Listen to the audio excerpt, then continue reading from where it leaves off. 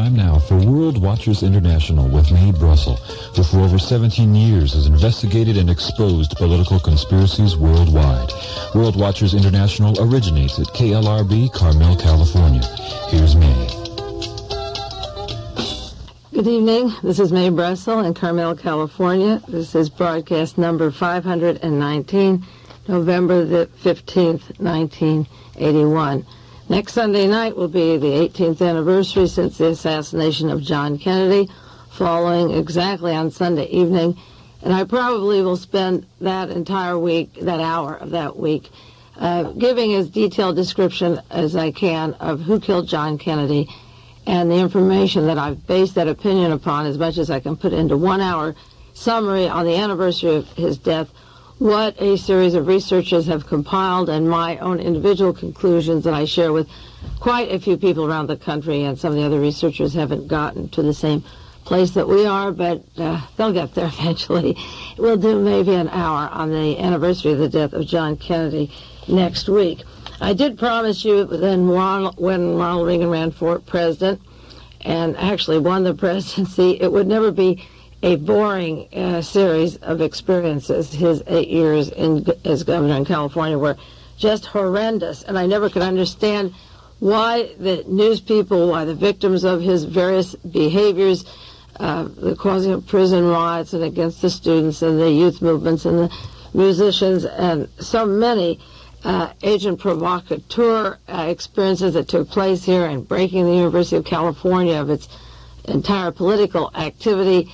There was so much on him for 8 years here, I couldn't figure out why there was so much silence when he was governor of California, but I don't think the other 49 states took him seriously and still thought he was an actor, and all of a sudden he's president of the United States, and now everywhere, just for the last 9 months, things are coming to a head in Washington, and the infighting among the people themselves is what is really interesting, and I hope to do about a half hour on that this evening.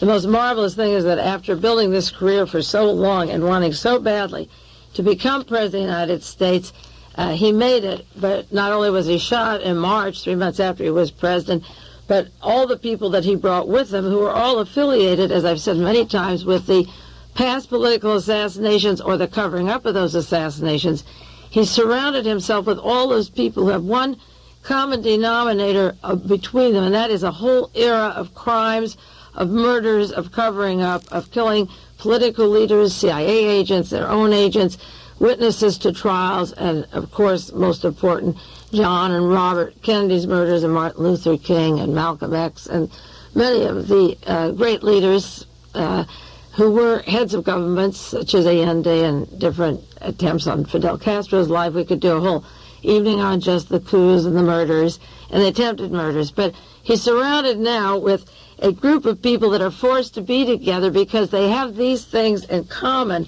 but the irony of it is that they can't stand each other. And so you see a great effort right now to get Richard Allen out, who's National Security Advisor, and he's fighting with Alexander Haig. We'll talk about that guerrilla in the White House controversy going on, and the new exposés of Mr. Stockman of the Office of Management Budget, Watergating Reagan and bringing that administration down as far as their economic policies go. And then Jack Anderson is pushing again at CIA Director William Casey. They want to get Admiral Bobby Inman in as director of the CIA, just as Admiral Turner was for Jimmy Carter, and they are trying to push Haig even to the brink and remove him because there are other people that the New York Times and Washington Post feel that they can work with better, and particularly those papers, the editorials and the columns are pushing now to get Haig and get Reagan. And I'm sure that the reason for that is to be sympathetic with Bush. You see, Vice President Bush, George Bush, wanted to be president. He was director of the CIA. He's from Yale. Even though he's from Texas, he represents the Eastern Seaboard as well as Texas. So he's a perfect blending of the two, the Eastern College with the Texas oil background. And the major Council of Foreign Relations, the Trilateral, are basically fighting the Hoover faction, the Reagan factor that have worked together with the Eastern Factor, but they can't personally stand each other. So they're all out gunning at each other, and they're also ganging up. And I want to update you on the Jerry Brown story, trying to push Jerry Brown out, particularly with the Medfly incident. There were several cartoons in the paper this week. There are a lot of good ones, but one, there were 3 witches looking over a kettle brewing it, and they, of course, had that typical ugly face that the witches are characterized as having. And one is saying, if we're so clever, how come we're so ugly? And I think I wrote up to the cartoon Haig and Weinberger and Casey and the whole gang in Washington. They were so clever they got there, but they're so horrendous that every country in the world is watching them and turning against us at this time. And there was another cartoon of a news vendor, newspapers and magazines, and on the right hand he has newspapers that say good news, and then on the left hand, bad news, and you can buy what you want. Well, the good news that I saw this week, the really funny good news that I liked the most, was not funny, but Ronald Reagan was forced, in the first place, to leave the budget cuts right now for a while he settles this fight that's going on. He's too embarrassed, they even used the word embarrassed, to push the second budget cuts that he was going to force upon Congress, but also Ronald Reagan has been forced to pull back on his CIA involvement in the United States, at least for the moment. Now, all of the people that are fighting each other are heavily involved in Operation Chaos during the Nixon administration, in the COINTEL program, in the MK Ultra, which was the mind control program. They were all part of CIA involvement in local police departments, such as the Los Angeles Police Department, the New York Red Squad, Philadelphia. They have CIA agents in the police departments, in the schools, illegally in this country. So Reagan was going to make that legal, but temporarily the CIA spying in the U.S. has been put down for the moment. And I think the reason is that the opponents of this sneaky thing that Ronald Reagan is trying to push through will pull more figures and dirt under the rug. They'll pull it out from under him. So right now he's going to slow down on the budget talk. The word was embarrassed right now because of the controversy and exposés of Stockman, and also because all the people surrounding him were involved in all the dirty tricks through this past era, and particularly they got caught at Watergate, and he's going to slow down for the moment. There was a cartoon of Ben Sargent in the newspaper, Austin newspaper last week. The title was, "How many about your house? How many CIA agents can you find in this American home?" And there's a man looking in the window. They all kind of look like Richard Nixon. There's one behind a lamp. There's one behind Daddy's photograph. Over next to the American flag, there's a microphone hanging. There's one behind the curtain, one looking in the window, one next to the fireplace. It's one of those cartoons where you look for the missing people that you see in children's magazines. How many CIA agents can you find in this American home? Well, the cartoon of the good news and bad news, I guess the good news this week, as I say, is that they're fighting each other, and it forces them to get off our back for a while, at least with domestic CIA or with budget cuts for those who really need it, while they come to some agreement on how they're going to cover all this up. But I don't think there is any way they will.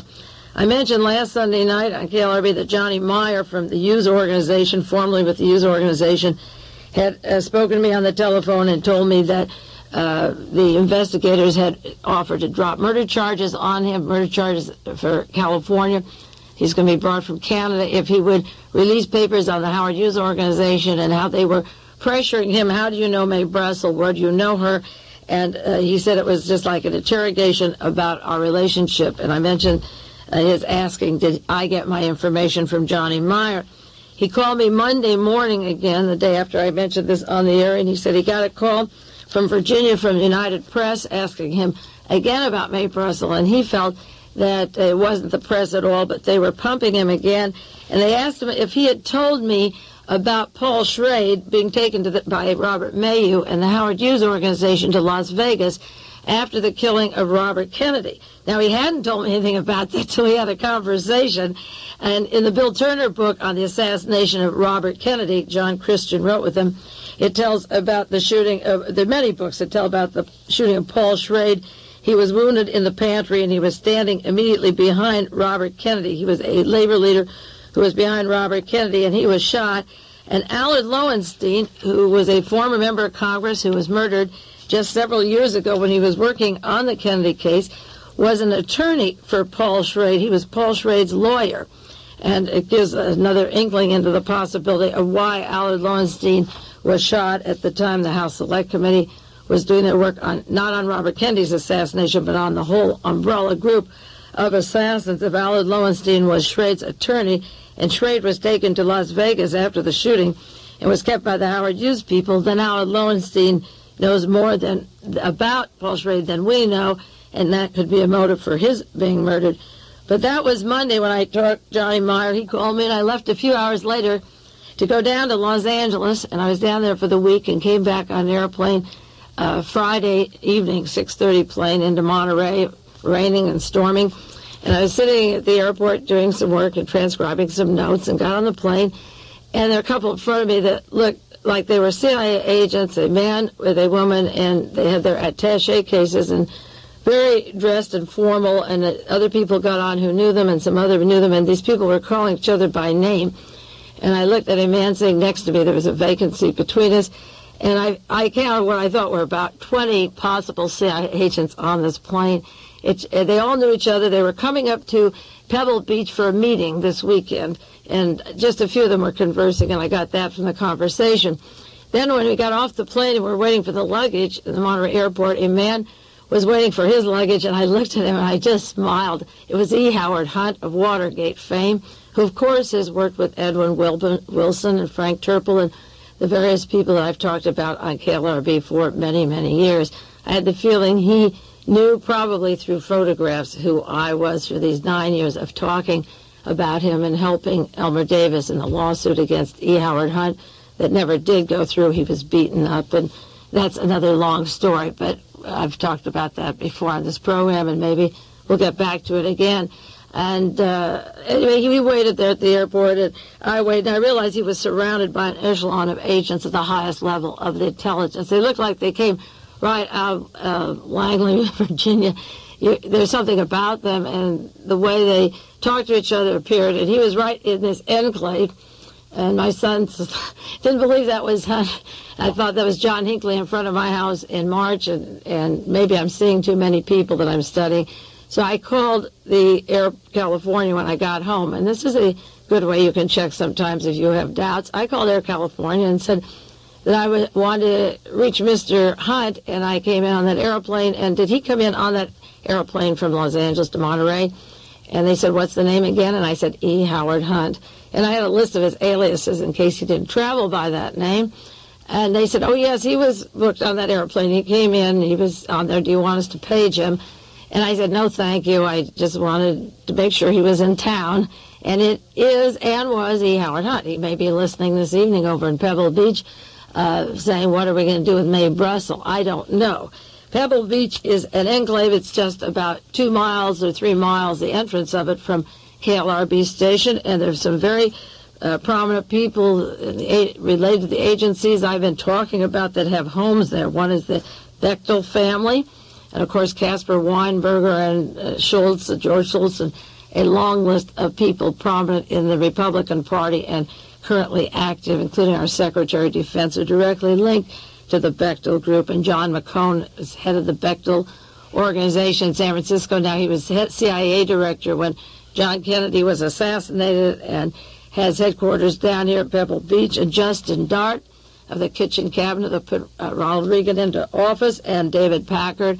And I've been talking a lot about Frank Turple and getting barely into the Hewlett-Packard connections to Iran, and Frank Turple and Edwin Wilson and George Corcola. Also, I've talked briefly about Marvin Davis, who bought Pebble Beach, the whole area. His friends Frank Sinatra, and on the board of directors is Jerry Ford and Henry Kissinger and Princess Grace, and Madame Chanel, the Flying Tiger. So you got a bunch of heavies around here, and I thought it was very interesting to see this plane unload with this gang, and there was E. Howard Hunt. Never saw him before. I don't know. I hope it's friendly circumstances that I see him again, because there's a lot of things coming down in this country, and I can't think of a more important meeting that could take place than this weekend at Pebble Beach. In 1957, there was an Appalachian meeting of the heads of organized crime throughout the United States, which is not separate from the Central Intelligence Agency or the Nazi connections, and that was the year they decided in 57 to literally abduct Howard Hughes and use it as the umbrella for assassination teams for what I call the Nazification of America, and divide the pie up between the crime syndicate, and they were directly linked to the CIA and law enforcement and our intelligence operations. That was in 1957, a high-level meeting, and I can't imagine anything more timely with what's going on in Washington now than a meeting at Pebble Beach this weekend, that kind of meeting. And I'm sure when somebody like that comes out from the East Coast, and he doesn't live here, and he's been a part of this whole era, every man that I mentioned or woman on this broadcast had some finger in the pie with E. Howard Hunt. Edwin Wilson was paymaster at the time of Bay of Pigs with E. Howard Hunt, and of course he worked hand in glove with George Corcola and Frank Turple of the assassination teams, as did E. Howard Hunt and Frank Sturgis, who worked with Corcola. These people all work together, and I think it's interesting, as I say, that he's up here this weekend. Now, as these people squabble and fight each other, there is one dangerous thing because they're crazy, and if you attack a crazy animal, unless you know what kind of a beast you're fighting, you have to think of your alternatives, and there are several alternatives Ronald Reagan has, and as governor, he was very much a part of that garden plot, which was to have martial law in the United States.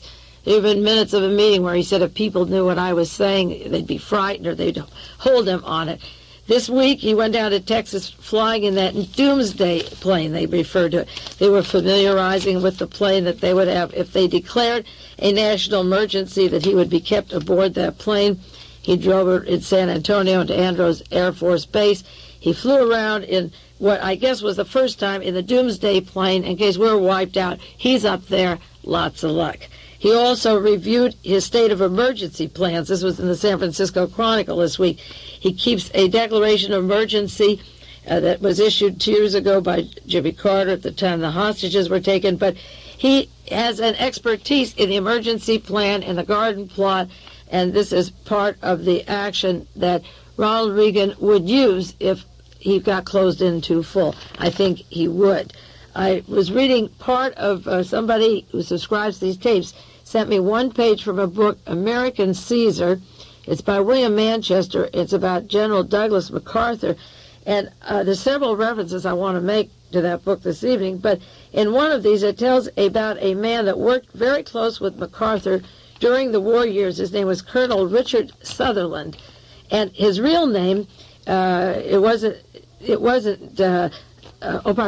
Sutherland. That was the advisor. There was a Robert Eichelberger who used the code name of Sarah for Sarah Bernhard, and there was a Colonel Richard Sutherland, and there was another man around Eisenhower called Colonel Charles Willoughby. He was the chief of his intelligence going back to 1939. Now, 1936 is when Franco started the revolution in Spain and won that revolution. And from 1936 to 39, until the Germans invaded Poland, 39 was the year they went and invaded Poland, Germans and Nazis were very close to J. Edgar Hoover, to Howard Hughes, to Douglas MacArthur. They worked closely, and he was the intelligence chief at 39 with Douglas MacArthur, this Willoughby, at the time when the Nazis went into Poland, and he was with them in Asia. And his real name, he was a German. He wasn't an American at all. He used the name Charles Willoughby. His real name was Karl Wiedenbach, and he had a Teutonic accent like the Kissingers, and he admired Franco. He was a person who admired Franco. And this enclave around Douglas MacArthur wanted a dictatorship in the United States. They wanted to do away with democracy in 1939. This was before Pearl Harbor. And this book, The American Caesar, goes into the fact of these men surrounding Douglas MacArthur and asking, why don't we have a dictatorship, that the people in America don't know what is right or wrong, that the United States Constitution should be abandoned, we should abolish it, and right then declare a dictatorship, and the dictator may plan the war. And in this book, William Manchester goes on to say that General MacArthur argued against the dictatorship because he says it's okay for the dictator to plan the war He can get everything worked out to the last detail. He can launch the attack. He does pretty well at the beginning. But eventually, if something goes wrong with the plan or interrupts the schedule, then the dictator isn't flexible enough. So you have to have what you call a democracy to hold it together. Now, that's what happened after Hitler was defeated. These Germans were working with us, and they held together what we call a democracy until they can get back into the war state again. And Douglas MacArthur made the point that the war is an art. He said, when you make war, it's not a science. You can't be sure. It's simply an art. And democracy is there so that you have flexible minds in case something goes wrong. And then you have a democracy and let the war people make their plans. The dictator can call the war, call the shots, and so forth. Now, at the time that Douglas MacArthur was talking about war versus dictatorship in 1939, he had a man with him who later, this goes into martial law, the thinking that Ronald Reagan might pull for a dictatorship to stop this squabbling in the White House and get his absolute powers if he wants them, along with Alexander Haig, who worked with Douglas MacArthur. This same Willoughby, who actually was a German, Karl Wiedenbach, the chief of intelligence for our army, who was actually a German, was the man who worked with the government letting the Japanese off from those experiments that I talked about last week or the week before.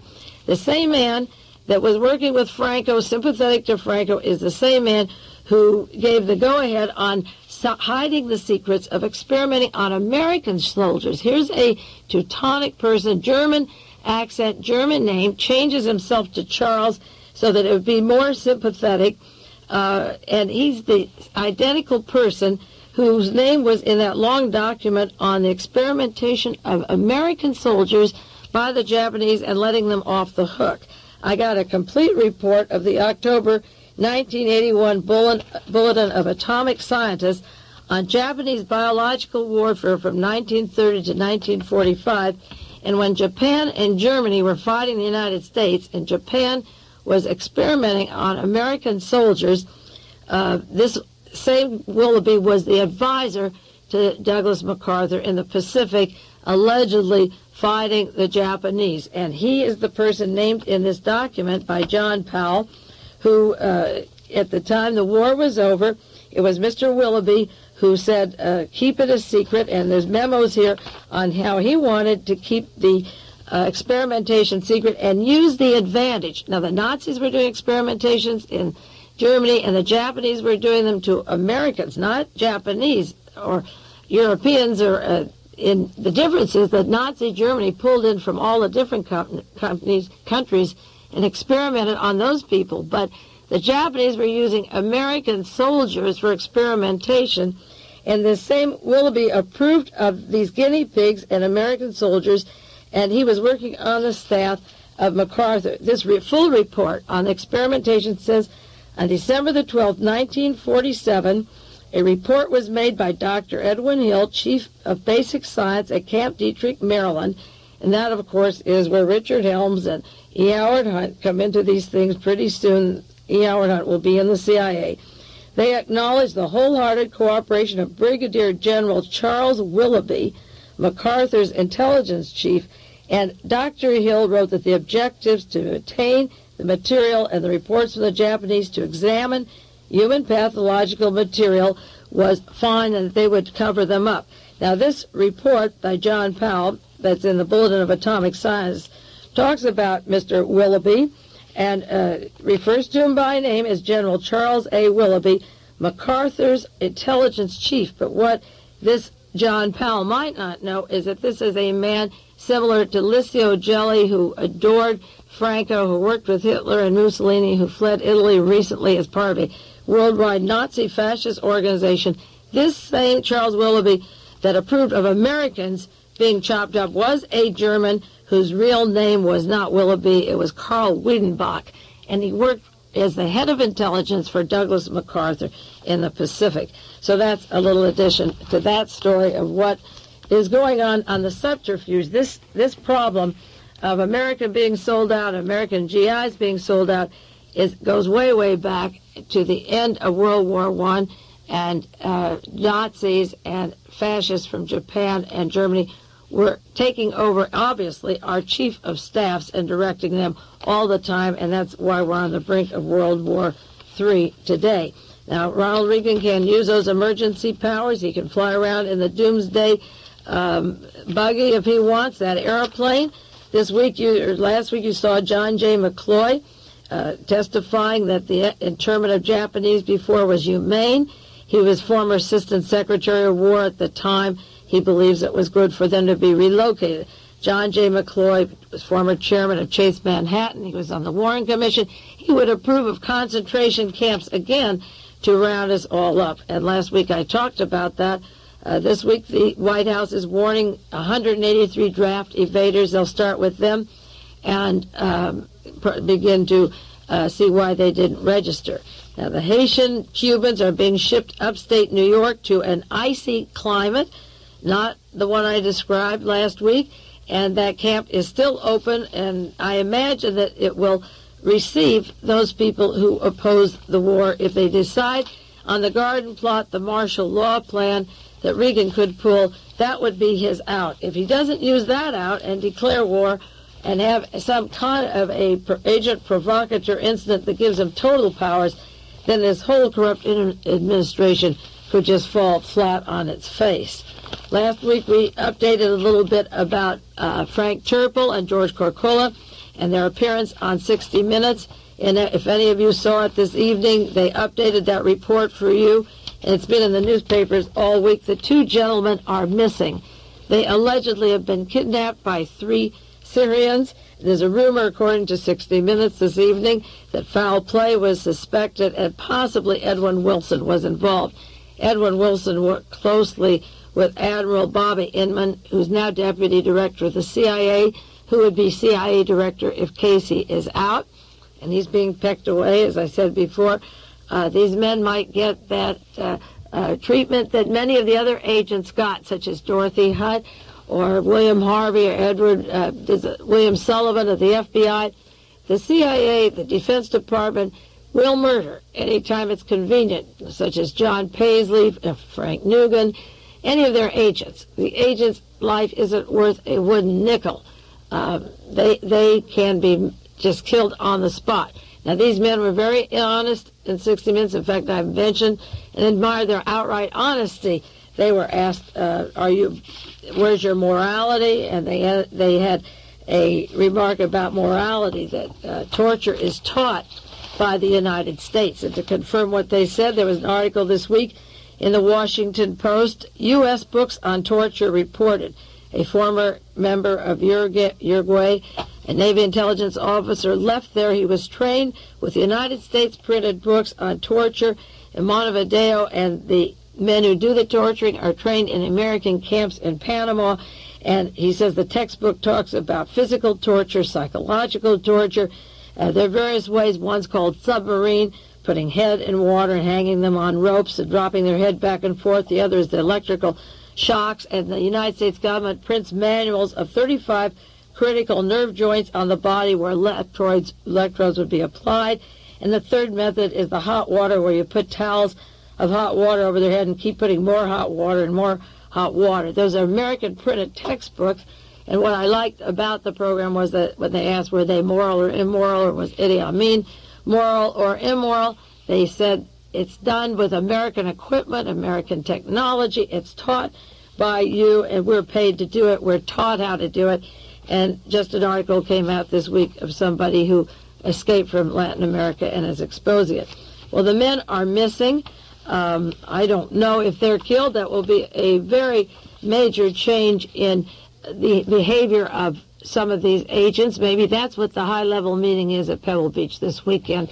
Edwin Wilson has been part of an assassination killing team for years, and he offered to bring in 2 Chileans that had a part in killing Orlando Letelier in Washington, D.C., and Reddy Moffat in exchange for his immunity. And he asked, what would I get if I came to the United States? He offered several heads as is, and I believe that he was over there probably to deliver Gaddafi and Arafat and then they'll let him off the hook as a big hero. There's a rumor, according to a friend heard the broadcast, the last part of 60 Minutes. Somebody had called me, I missed it, and there was a rumor that Edwin Wilson was involved in this, but he isn't speaking. This is a treacherous game, this espionage game, but the worst part is they do it to each other, and they get us on the brink of World War III, and it's a mess. Washington is a mess. We'll take a 1-minute break and get back to some more of the problems in Washington in 1 minute. This concludes the first half of World Watchers International with Mae Brussell. We will return with the second.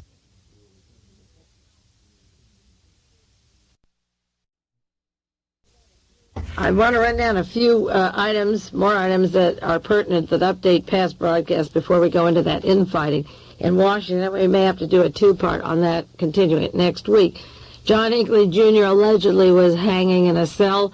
They found him not harmed this evening. I'm sure that after his little episode with a few pills and his hanging by, some clothing, what was it? Yeah, we don't know, his underpants, shoelaces, or whatever. The very clever Edward Bennett Williams' office will prove that he's too insane to stand trial, and that maybe that's what they're pulling. They put off the trial of John Hinckley Jr. from last March 30th, when he was caught right on the spot. May have been 2 or 3 assassins with silencers, we don't know, but he's never gone to trial yet, and they put off till after Thanksgiving, saying that the jury wouldn't want to be sequestered during the holidays. They also are finagling to change the U.S. attorney and get Howard Ruff out, and I've broadcast that before. They're shifting the U.S. attorney position. There's a lot of finagling with the courts. Incidentally, a woman in Milwaukee just got a 2-year sentence in prison for sending a letter to Ronald Reagan that threatened him. Victoria Marie Hubert, it's a UPI story this week, was found guilty. She threatened Ronald Reagan with a letter, and she gets 2 years. And John Hinckley Jr., if you're rich enough and connected to the CIA enough, hardly gets anything, and they may just put him in a little mental hospital until he recovers, or they let him out on his own, because he's suicidal. They wouldn't want him to suffer enough. They paraded that poor John James Brady around the White House. He could hardly cut the ribbon to the press room. They want to make him jovial and happy and all together before they begin the trial on Hinckley, so it won't look so bad. But they're going to have a really hard job getting them together, Brady and the others. I just think it's pathetic with what he suffered and what's going on, that there hasn't even been this trial yet. And as I say, they're going to use this some more finagling. That, well, in as much as he did that, he's too depressed to have a trial. It'll be interesting to see what comes next. But as I say, some woman in Wisconsin just got 2 years in prison because she wrote a letter to the president, and we didn't even hear about that one. Malachi Martin was on KGO this week. He's talking about the new book he wrote about the decline of the Vatican, and I want to get onto that and some of his other contributions later again. But there was an article in the Houston Post, November the 10th, that the Pope will quit. Denied. The yarn is denied. There is talk in West Germany that John Paul is going to resign. He doesn't feel well. He was in the hospital too long after he was shot. He rests 3 or 4 hours a day. The Vatican so far says that's not true. But Malachi Martin said there's never been an investigation of John Paul I. He believes he was murdered, that there should be an investigation onto how this Pope became the Pope, and that he suggested on KGO that there's a lot of hanky-panky going, and those of you that listen to this broadcast know how we talked about the murder of John Paul I and how John Paul II came to power. To update the Jonestown inquiry, the House of Representatives, the House Foreign Affairs Subcommittee on International Operations has dropped or canceled their investigation into Jonestown. They're going to let that go, but that, like the Kennedy assassinations and all these other scandals, will never rest. There's too many people that know what happened, and it will go on for years. The pieces will fit together. Meanwhile, the United States is seeking a retrial of Larry Layton, who's out on his own recognizance at the present time in the Bay Area. For those of you who can get the magazine, it's a California magazine, and I'll update this too. It's called California. This is the November 1981 issue. There's an article on the portrait of the artist as a mass murderer by George Oakes. And this has to do with the Zodiac murders, were they part of a grand design? And this is the most important article I've read on the Zodiac murders, which again goes back to Ronald Reagan, the California administration, the California mind control, the use of the CIA and the Defense Department for a series of terrors and slayings up and down this state, and even linked back east to David Berkowitz that were going on out here in California. And from 1966 to 69, there were these bizarre murders. And I'm not going into the details of this story, but the important thing is that the man who wrote it is a writer who lives near San Francisco, and his father was one of the investigators working in the Attorney General's office in Sacramento and had access to the entire Zodiac file. And he took the messages of them, and this fellow had been an Army cryptographer. He got a hold of these files, and being an Army cryptographer, he went into the messages of the Zodiac killer. This article is fascinating, by George Oakes, California Magazine. It's on the stand, November 1981. And he ends up his conclusion. I love to know the end of a movie, the end of a story, and then go to the front and start over, so I'm not filled with all the anxiety. The end of the story is that somebody in London did the training or the messages, studied Lewis Carroll, was very sophisticated, knew cryptograph, knew coding, had to be military intelligence based in London. And the man I think that would be closest to it would be FBI Director Charles Bates, who worked in Chicago as FBI Director at the time Fred Hampton and Mark Clark were killed, the Black Panthers. He was stationed in London for a lot of time and training in the FBI, and then went to Washington. At the time Watergate broke open, was with the Justice Department, and then had to come to California because we had the zebra killings and the kidnapping of Patty Hearst. And Charles Bates, of course, skyrocketed in fame as the great investigator of the Patty Hearst case. And I wrote the long story. The SLA is the CIA, and the reasons why I thought Bates was involved at the time. The London connections are important with the Jonestown, Tim Stone, going to London, money from London, setting up the rentals for the property in Guyana that Jim Jones was to go to, Terry Buford in London, major characters involved in Jonestown in London. And the opinion of this fellow whose father is an investigator in Sacramento at the Justice Department, and he works with the Army, decoded in the most brilliant way I've seen. So I wanted to mention it while the magazine's on the stand, get it, and I'll update it later for you. There have been a lot of articles about the Sadat slaying. One saying the Sadat slaying is linked to Camp David. This is in the Washington Post. You better believe it was, and I've done broadcasts on Tursam, the CIA, Edwin Wilson, and Thomas Klein, and the PLO. Files were charged in the Sadat slaying.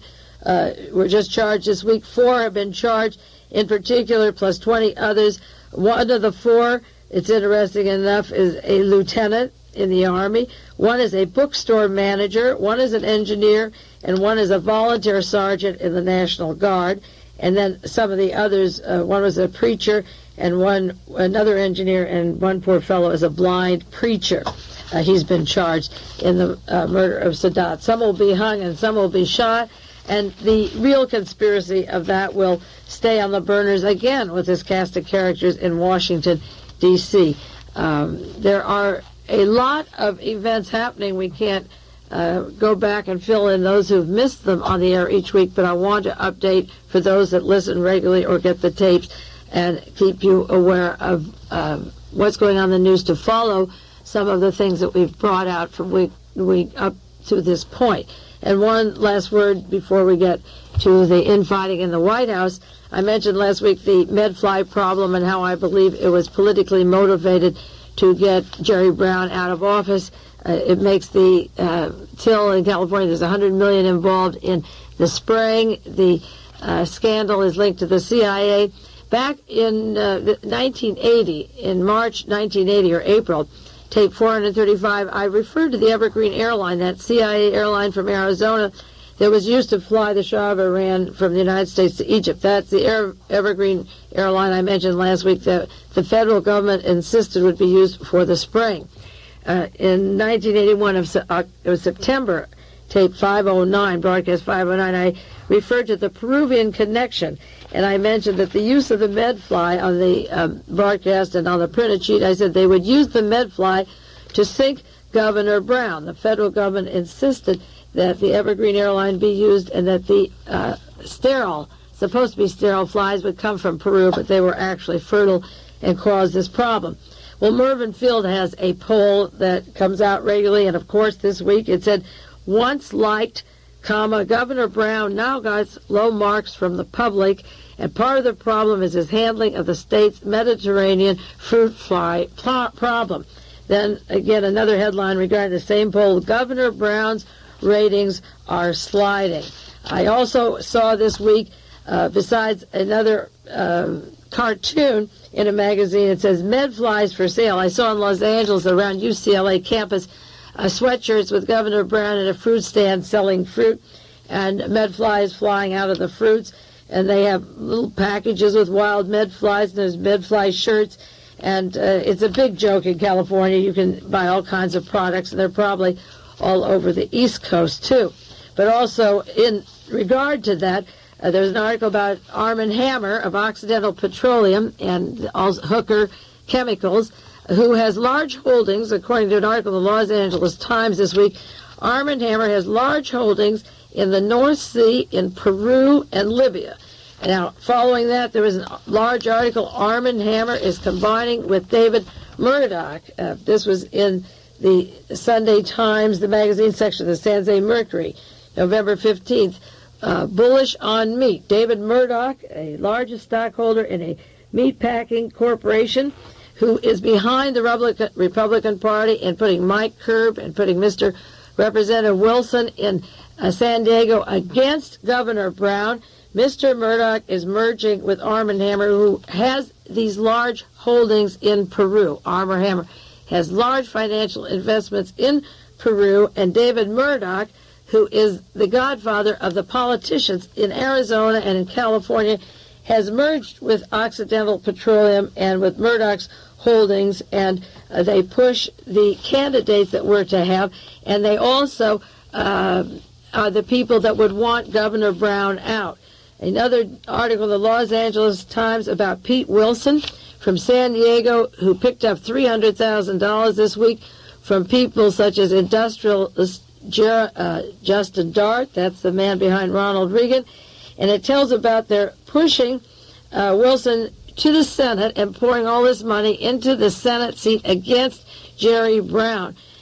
Justin Dart and David Murdoch and a group of politicians that work closely with Arm & Hammer, with great holdings in Peru, where these flies came, are out to zap Jerry Brown. There was another large article in the San Francisco Chronicle this morning, The Kingmaker, Elections GOP Style, and it goes into Justin Dart, David Murdoch, former President Jerry Ford, and the kitchen cabinet, how they're working to get Mike Curb as governor of California and Representative Pete Wilson to take the Senate seat of Jerry Brown. And the one thing that he would have running against Jerry Brown is the Medfly story and bankrupting the state that Mike Curb would use, because the money that would be here had to go to the flies that were flown in, those 200 to 300 million flies that were not sterile, that brought this state down, and the blame put on Jerry Brown.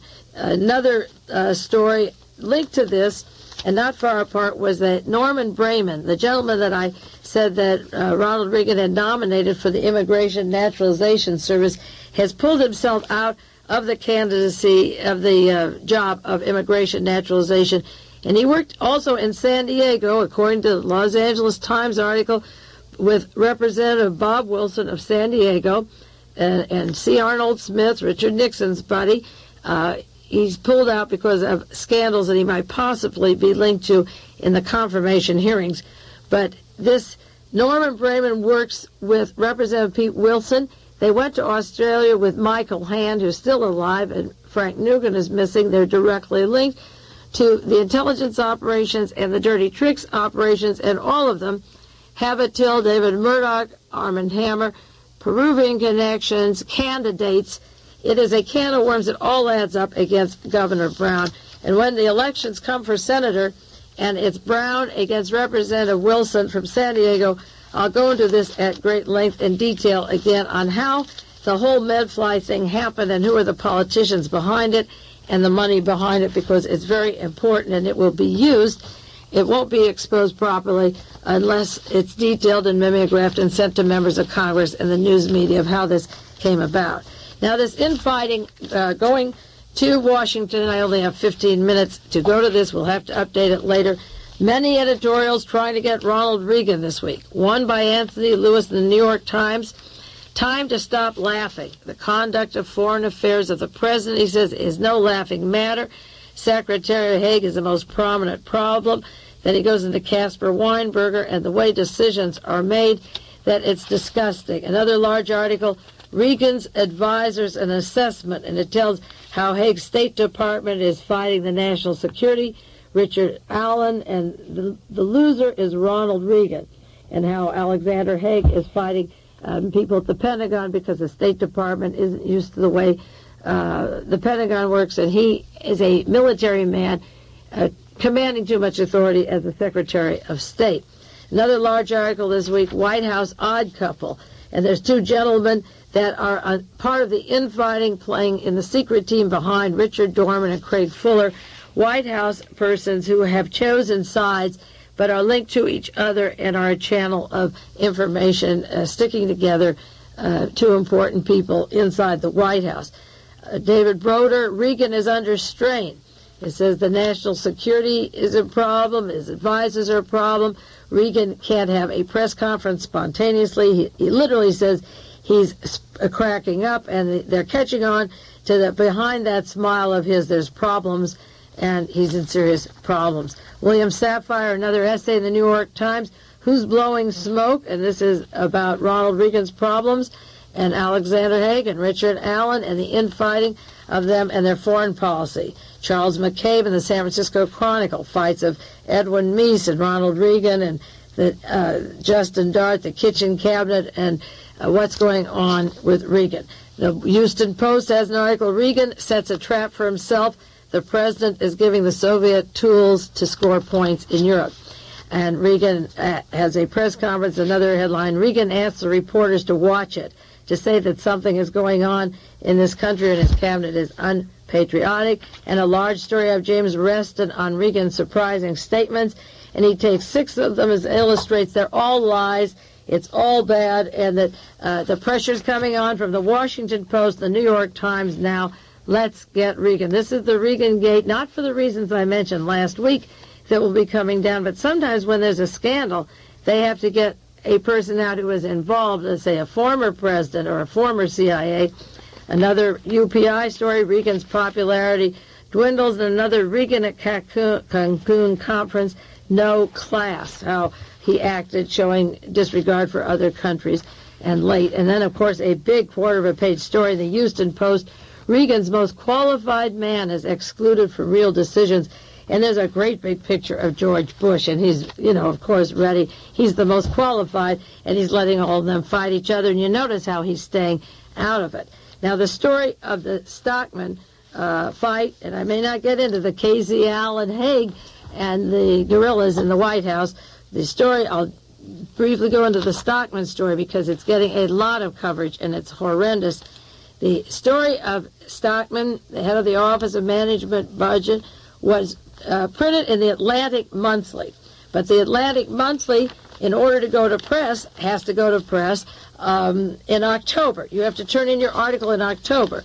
And I might remind those of you who are too young to remember that the Atlantic Monthly is controlled by the Washington Post. And it was Ben Bradlee of the Washington Post that worked with Deep Throat and got Richard Nixon out of office and Hagen there in the first place. The CIA worked hand in glove and slid Richard Nixon out of office and prepared for the great Anschluss, the team we got in now, and they can't even hold their act together. They're fighting among each other. The Atlantic Monthly took a story with the approval of Bradlee. It wasn't to break in their own newspaper, which they usually want. It's unusual because the Washington Post could have carried stories of Stockman. The senior editors of the Washington Post approved that with the managing editor that they would interview Stockman over a period of 10 months.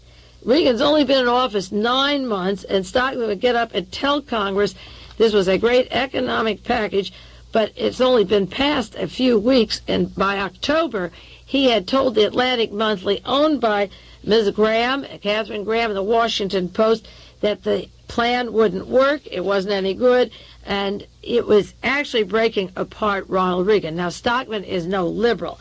He is out of control. He came into office by saying that Medicare was out of control. He said Medicaid is out, that Social Security is, that food stamps are bad, that educational benefits are wrong, that retirement benefits are wrong. He never mentions the military, the shuttle that went up this week again, the $99 billion shuttle. He doesn't talk about space programs or war or weapons. He wanted to attack these systems, but he also is doing a John Dean. He's getting Richard Nixon's pattern going, the Dean had with Nixon, and he's poking holes. He worked with Bradlee of the Washington Post, and William Grider, who did the story with him, had been working with him, well, long before he was pushing this with the Congress, that the package was wrong. He was getting ready for a story to be submitted in October, printed in November, and Stockman was saying that Reagan's policies were not working as intended when they hardly could work. The point is that this was a decision made a long time ago. They had 18 meetings over the past 10 months. So Stockman was ready to break down anything that Reagan did. In other words, when Reagan was shot in March, Haig and Bush were fighting it out just the week before, and I mentioned that on this program. Bush wanted to be in charge of domestic control if we had martial law, and Haig wanted to be in charge of domestic and foreign policy if war is declared emergency powers. They were fighting over who controls the United States as well as foreign decisions, and that's where the split was when Ronald Reagan was shot.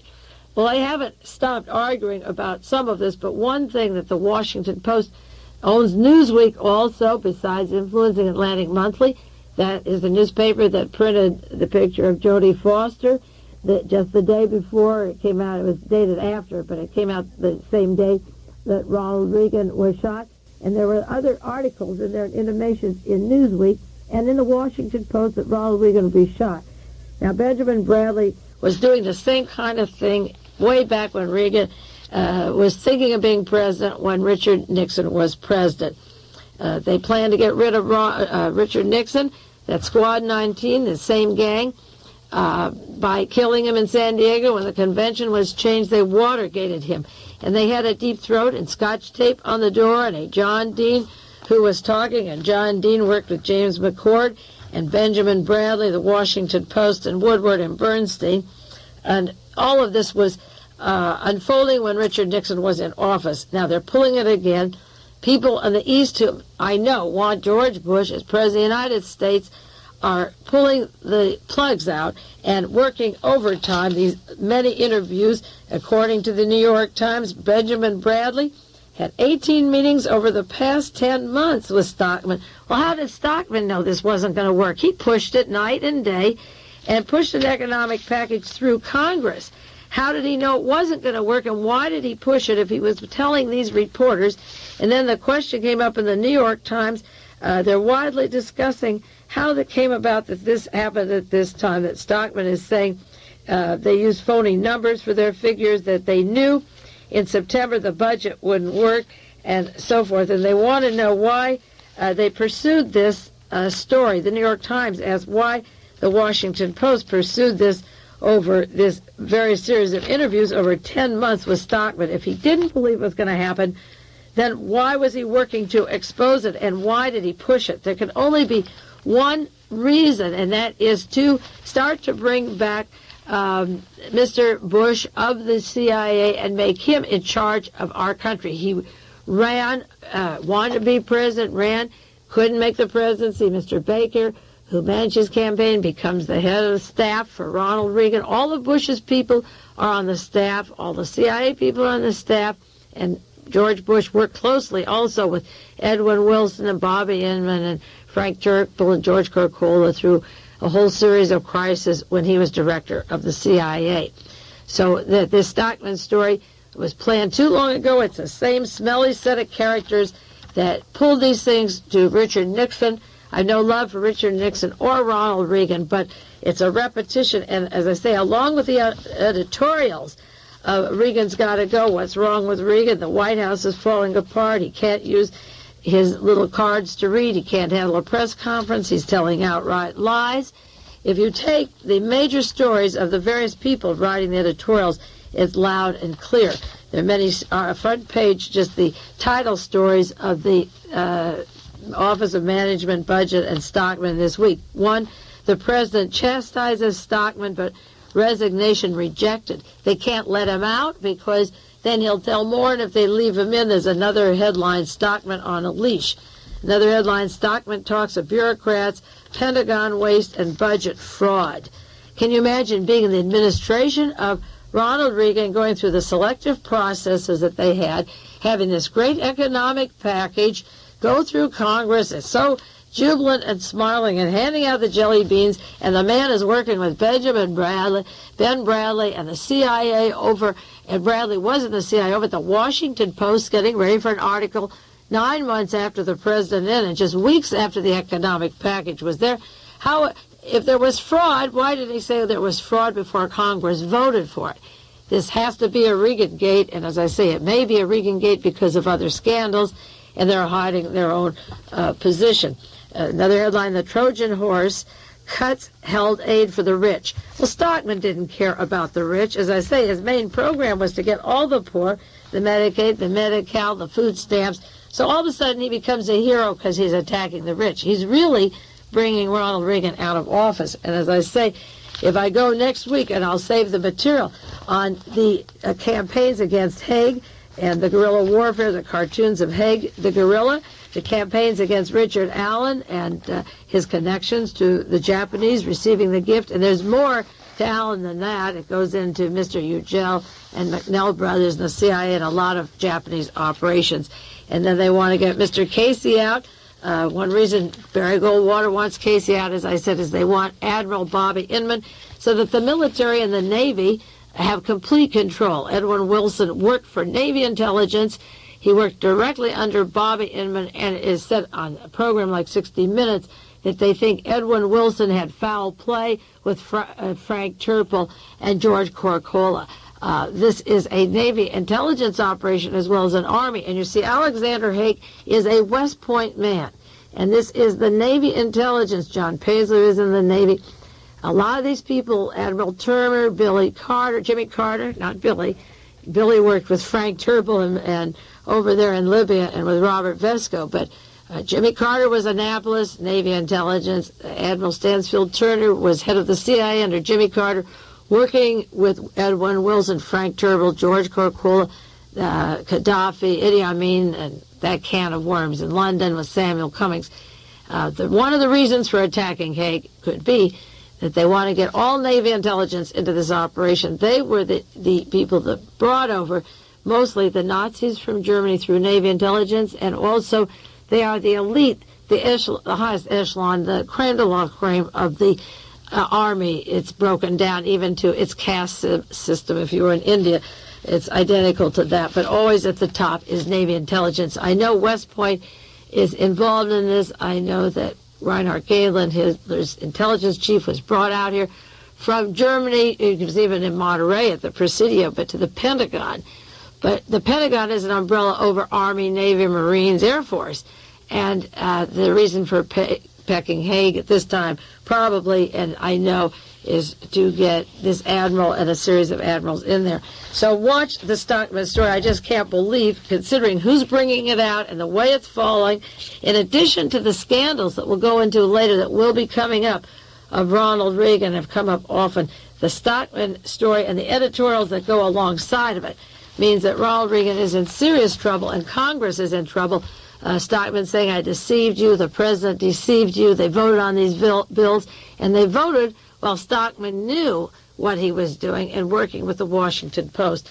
And the Washington Post has a long history of working with the CIA, and as I say, CIA Director George Bush would be the recipient of all this. He would be the king of it all, and he's sitting there waiting.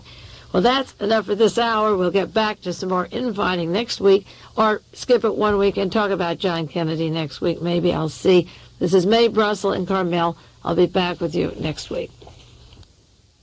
This has been World Watchers International with noted conspiracy investigator Mae Brussell. This program originates from Carmel, California.